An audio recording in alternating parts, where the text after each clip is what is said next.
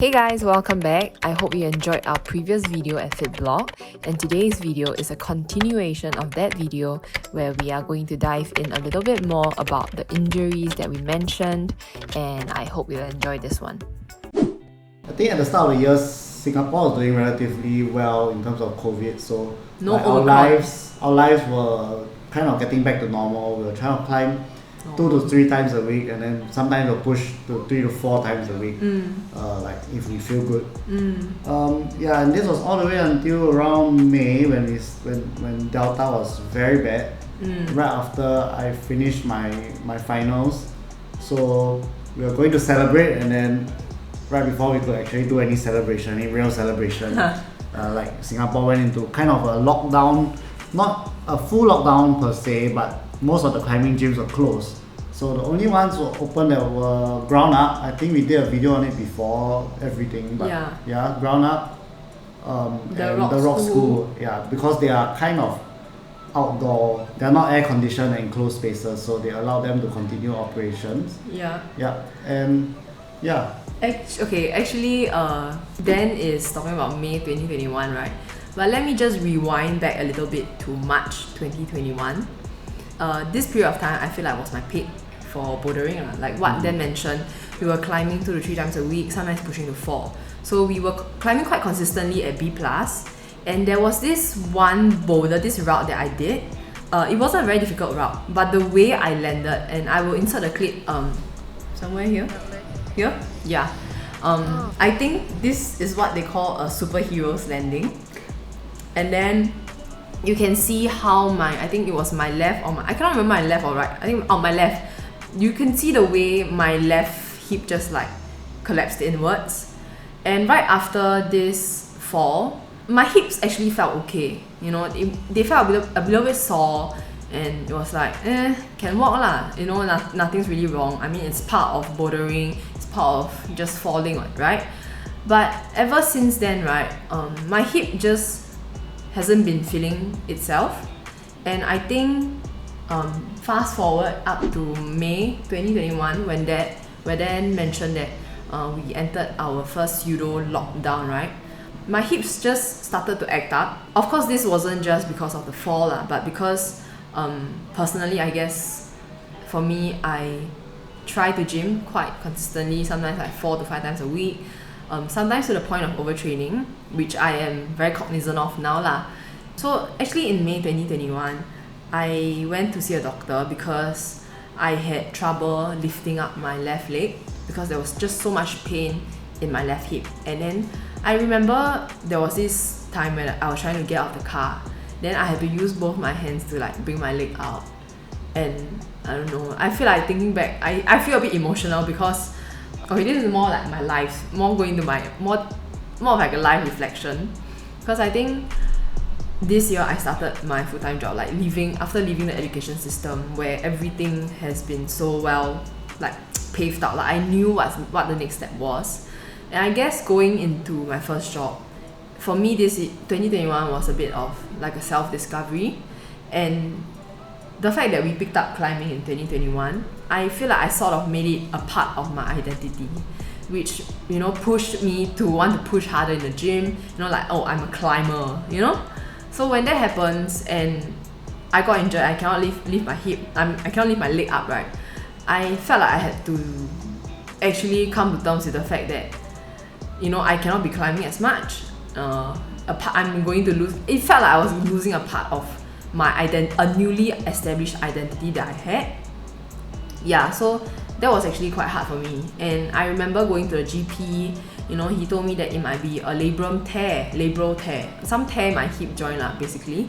And then I was actually sent to Mount Alvernia to do a MRI . And that time I remember just hobbling, you know, and just walking at a turtle speed, but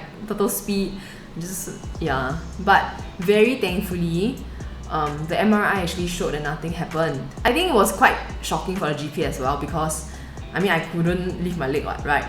That was my first injury, and I thought to myself, I never want to be in that situation ever again where, you know, my body feels compromised, I cannot exercise. But then fast forward to May 2021, the rock school, June. I think it was June already. By was- then, yeah, we started climbing at the rock school towards the end of the first, second phase heightened alert. Oh my god, it's called Yeah. heightened alert. I actually forgot what it's called. Yeah, it's a bit confusing, but yeah, so we climbed.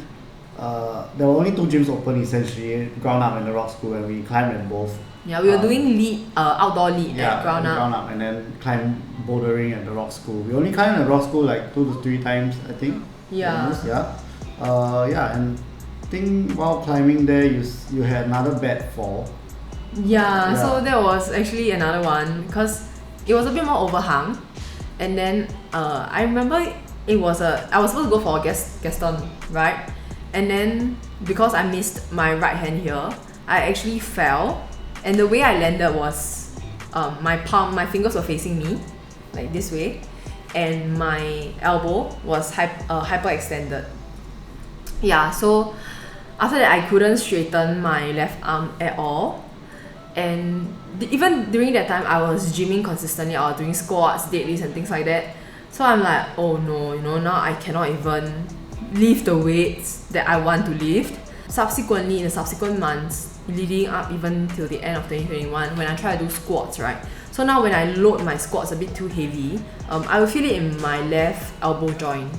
Yeah, and I remember that fall was actually quite emotional for me because I just got over my hip injury, and then I'm like, oh my god, I have to deal with this again. I cannot climb again. What about all of the progress that I've made? But I guess thankfully enough, it wasn't a fracture, so that is something that I will always be very thankful for, because the way I felt, I could have just easily just have my forearm pointing in the opposite direction right now. So that was actually my second injury. So the takeaway from the first 2 injuries is to warm up your falls. People think bouldering is safer than sport climbing because you don't have a rope, you don't die, And the walls are relatively shorter. Yeah, but actually the falling motion and the falling sequence is actually quite traumatic for the body. Like if you have to go through, and if you are doing it with a poor form especially, you're bound to get injured somehow. You sprain an ankle, you twist a hip. Yeah. Like I've known people who have dislocated shoulders, broken legs from falling. Yeah, so do take it seriously, like at the gym. I'm not saying that you down climb every route. I think down climbing is important. Yeah. But it's also important to warm up your falls for situations where you don't plan for falls. So when you do fall, right, you need to make sure that you land safely. Yeah. So I guess like what Dan said about warming up your falls, is something that I don't remember to do every single session. So he also makes it a point to remind me, hey, go and warm up your falls. And even in today's bouldering session when we were at Fit Block, he also reminded me the same thing lah, which I guess is what I needed also lah. It's a bit ironic or it's a bit contradictory. Like if you're like me and you're not really scared of falling, so I seldom down climb. I just drop from the top, and like my body is more relaxed when I fall. I don't think about it too much. It's just like second nature to me. As in, I've been doing like stupid stuff like my whole life, so I haven't okay, I haven't. I fall into the traditional guy category where we like do traditional guy. where we do stupid things in our childhood, and I'm lucky to be alive. But yeah, so I don't give too much thought like into falling and these kind of things. But I notice like people who are extremely scared of falling, or like they're extremely scared of fear of falling. They are the people who tend to tense up like before. I stiffen up before I fall. And like when you stiffen up and then your whole body is so stiff and you can't break your fall properly, and then that's how injuries happen. So really, like my advice is just really don't think too much into it. No, but okay, you have to learn how to fall first. Of course. As in like you don't.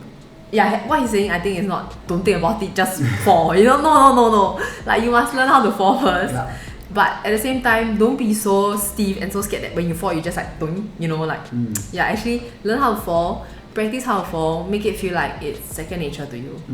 Yeah, which is I guess what I need to hear also. And okay, I think another lesson from the first 2 injuries that I actually got, I feel like this is more specific to me lah. It's not to see a sport or a hobby as what actually defines me. I feel like that was actually one of the things that contributed to my injury, is that, you know, when I feel like, oh, it's part of my identity, means I need to reach this certain grade, I need to push, you know, I need to show somebody, prove to somebody that I can do maybe a 4 bar, 5 bar, whatever, you know. And you know, when you spend energy thinking, worrying about how people will perceive you when you're climbing, that is also the same energy that you lose, you know, from your own climbing, from focusing on your climbing. When you're thinking about, oh, you know, how will this person perceive me? Will they think I'm strong enough? Will they think my technique is lousy and whatever? You are actually not focusing on your climb. You are focusing on what people are thinking when they watch you climb. And when that happens, right, when you lose focus, that is when you get injuries. After that, I think July and August we barely climbed because it was phase 2 heightened alert number 2. Heightened alert, yeah. I keep forgetting the name is heightened alert. Yeah, and then so we didn't climb during that period. And then when we came back, we went to Boulder Plus. Yeah, and then we tried to take it slow. Yeah, I remember it was quite okay. I got a small like finger injury, which wasn't too bad. I'm quite used to it nowadays. If it's just like a strain or something, I'll just tape it in. Actually, do you want to tell them how you first the first pulley that you? Yeah, so I injured these 2 fingers. My ring finger and my middle finger on my right hand. Yeah. This happened last year technically, 2020, when I first started climbing. Yeah, I was pushing grades, trying to crimp onto a slopers and that sort of thing. So that was how I got injured first. And then I did a bit of research and like, okay, after a few days it felt alright. So yeah, I rested for like 2 weeks and then I just tape up and go. And actually since then, like I've been taping consistently. Every gym session I'll make sure I tape my fingers. Even if they feel like fine, totally fine, I still tape them up. At this point in time, it's more like a confidence thing. So I think some people might not agree with the practice of taping for every session because and some people don't like the feeling, like they don't feel like they can hold on to slopers as well and that sort of thing. I've gotten used to it, I think. I just feel more confident when I tape. If I don't tape and like I'm crimping, it just feels like different to me now. So that's my fingers. Firstly, this year, I think after the second phase 2 heightened alert, we went and then I tried to fall onto a crimp. Not really fall, though. I tried to dead point the crimp, and yeah, it didn't go too well. I forgot the beta. I saw someone do it before. I thought he did the same thing, so I did that. Was it a black one? Yeah, it was the black one. Okay, and then later on, I realized that you're supposed to put your foot up, so you don't dead point it. You just go to it. So I injured my finger, taped it up, and just continued. Small injuries here and there, like things like these, and then just ice it.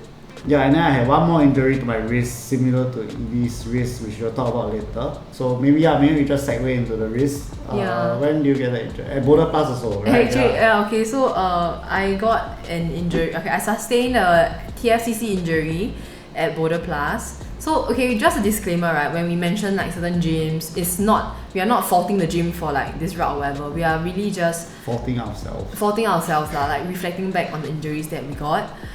So I remember this one was at B plus on the wall on the left hand side, the first wall that you see on the left hand side when you enter the gym, the one Apperia, not the one at Chevron. So I remember the starting move was like a Gaston, and it wasn't a route that I was projecting, it was Dan's route actually, and I was like, okay, you know what, it looks like quite fun, doable, I can try, right?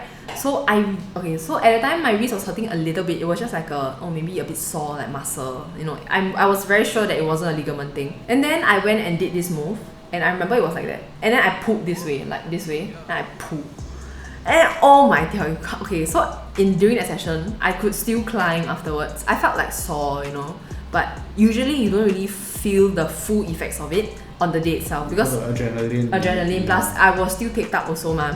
Then the next day I woke up, I was like, okay, this soreness in my wrist, it feels unusual. It's something that I've never really felt before. And usually when like my joint pain and all that, I'm cognizant of the kind of pain I'm feeling. So this one I was like, okay, something's not right. And I am even more scared now, right? Since my hip and my elbow injury. So I was like, okay, but never mind. Let's just not be too scared about it. Let's just wait and see. Ice it. With the penguin. Yeah, we have this penguin ice pack for your wrist. Yeah, they sell it at Fitblock. Yeah, they sell it at Fitblock. Yeah, or you can find it on Amazon also. So I was like, okay, just ice my wrist. We'll see how it goes. So I think after a week, the soreness didn't go away. Then that was when I actually told them I think something's really wrong lah. And that was when I went to see the GP. So the GP, I guess as a GP, they cannot really pinpoint like what is wrong, what's the ligament and what's the muscle and everything.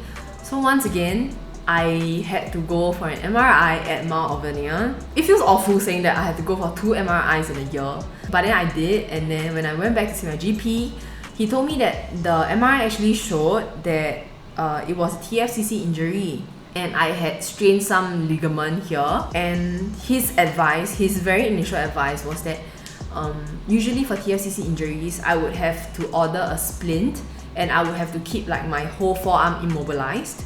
And I think after a month, I can go on to wearing a widget, which would like I guess secure wrist guard, like a wrist specialized wrist guard. Yeah, specialized wrist guard. Yeah, so that was what he told me. I think he told me that I won't be able to climb for 3 to 4 months. And I remember that day when I got the news, I was like crushed. I was so sad. Then I went for a run and I was just like crying while running. I'm like, okay, I have to come to terms with the fact that I cannot climb anymore. You know, I'm just gonna give up on climbing forever. I don't want to climb anymore.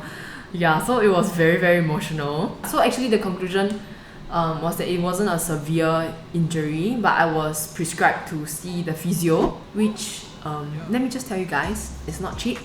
It's like $200 per session. So maybe you'll say I'm a bad patient lah, but then I actually didn't go for the splint to immobilize my my forearm because it was like a few $100s and I wasn't sure whether my insurance could cover that lah. So, and I had already spent so much money throughout the year on my injury, so I was like, okay, maybe if it's not such a bad sprain or strain, then maybe I didn't need the splint lah. So I just got the widget, which I'm still wearing now. And I remember going back to climbing after the injury. Maybe it was. I think it was after 1.5 months. Yeah. Yeah. So I actually took 1.5 months off climbing entirely. There was a few positions where I told them, you know, if I pull this way a bit too much, I can still feel it in my wrist. Thankfully, it's gotten a lot better. Yeah, when I first got injured, even at the gym, right, I tried to rack up here. Like this motion of racking up the empty bar, right? Wow, it was very, very painful for my wrist. While I got injured with the wrist injury, right, I still tried to gym. So I guess that was also another thing that I really shouldn't have done, which was to push myself at the gym when I was injured. Yeah, actually TFCC injuries wrist injuries are quite common, along with finger injuries for climbers. Yeah. Yeah, as in you go to the gym, you see a lot of climbers wearing the widgets or taping up like myself. Yeah, so I also injured my wrist.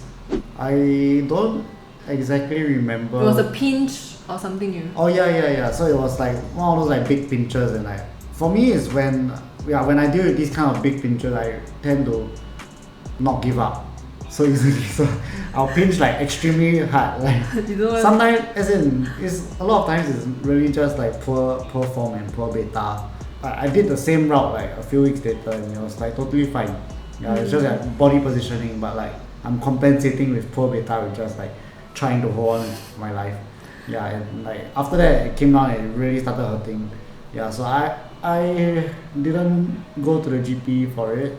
Yeah, it's not something that affects me in my daily life. Yeah, so actually for my injury, right, even when I wanted to turn the doorknob, it was a bit painful also. Yeah. So that was something that was affecting my daily life. But thankfully for him, right, he could draw on my experience and he could kind of tell that, you know, it might be a TFCC injury.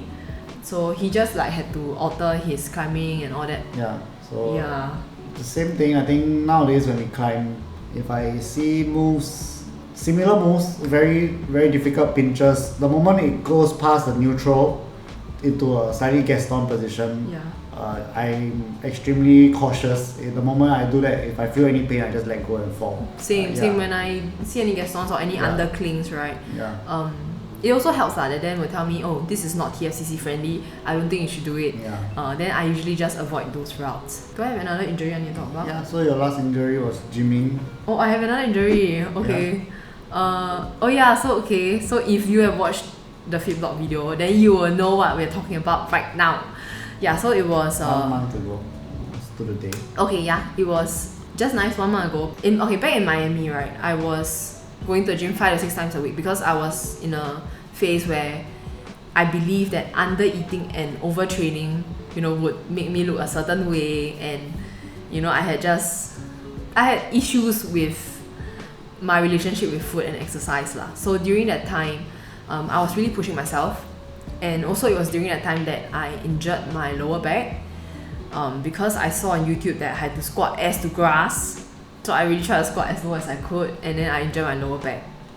So that pain actually never really went away. Even in 2020, I remember it was Chinese New Year. The pain was so bad that when I wanted to get out of bed, I needed to rely on my window, the railings, right? Because the window grill, to pull myself out of bed. And Chinese New Year, I remember lying on the floor in my red dress. I was gonna go visiting, right? And I was like, okay, I'm in so much pain that I cannot get off the floor. And I was lying on the floor because it was cold and it could provide me with some comfort.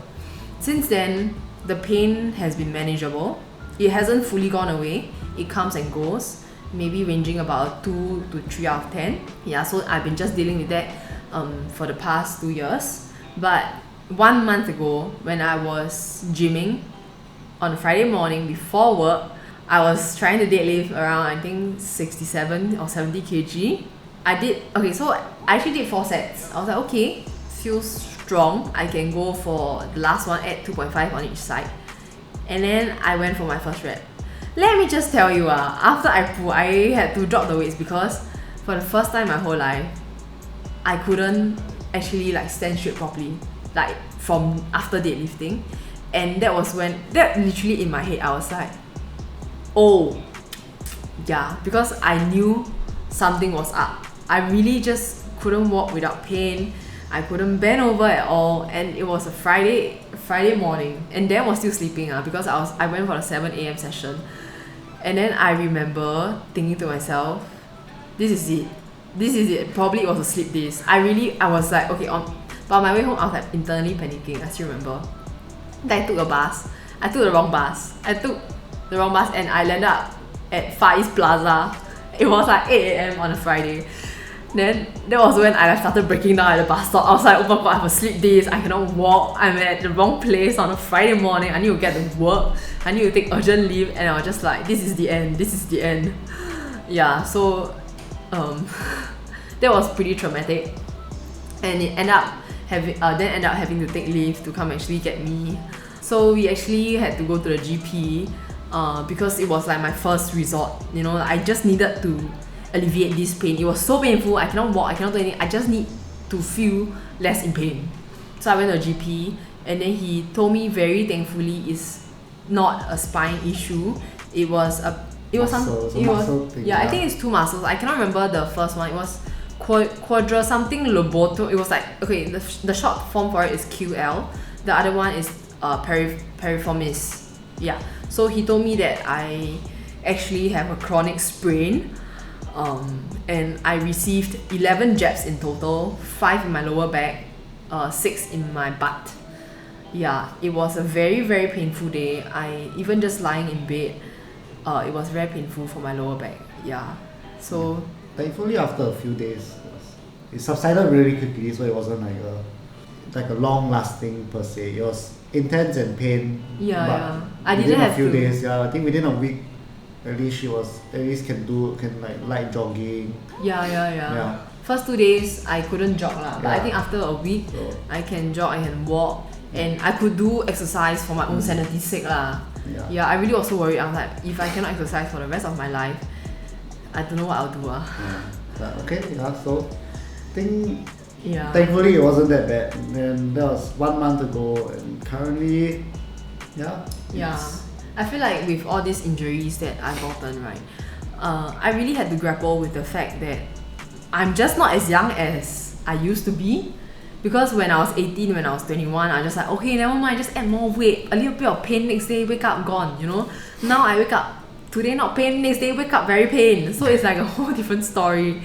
And the fact that this kind of pains is no longer just muscle injuries, it's ligaments and tendons. They take so long to heal. And the things that you have to go through to diagnose all these injuries, right, it's a whole process on its own.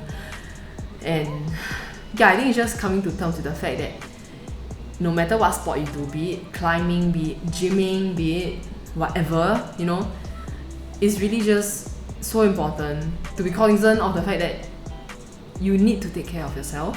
Yeah, as in I always tell Ili, as in you're not a pro athlete, as in you're not a bodybuilder, you're not going for competitions or that sort of thing. So there is some good to pushing yourself, but at the same time, if it results in injuries, it results in permanent injuries, then is it really worth it, as in to push yourself that hard?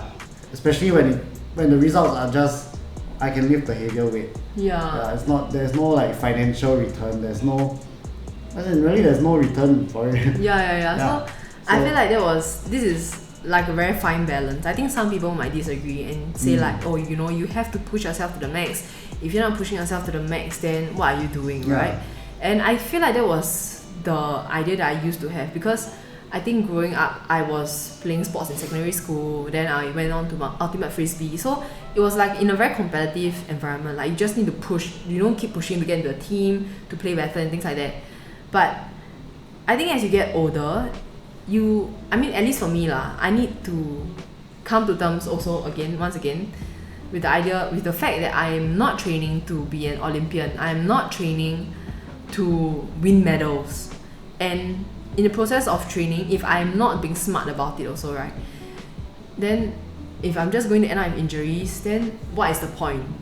If I have to put myself through MRIs, I guess in a way I feel like I implicate him also, especially when I got a lower back injury, because he had to take leave and he had to like watch me hobble around, and he was basically like my human crutch. Then really lah, then what is the point lah, right? I feel like, at least for me, the takeaway from my lower back injury is to do everything in moderation. And you might be able to do it for the long-term future. Don't push yourself to your 150% and then end up just doing it for 3 months. Then after the 3 months, what's the point, right? If you really enjoy it, learn to pace yourself, know what is good for your body, be smart about it. And I feel like I'm just saying things that I know I needed to hear. Yeah. Alright, thanks for listening to our podcast. Yeah, okay, so this kind of turned into like a little podcast about injuries. But I hope you enjoyed it.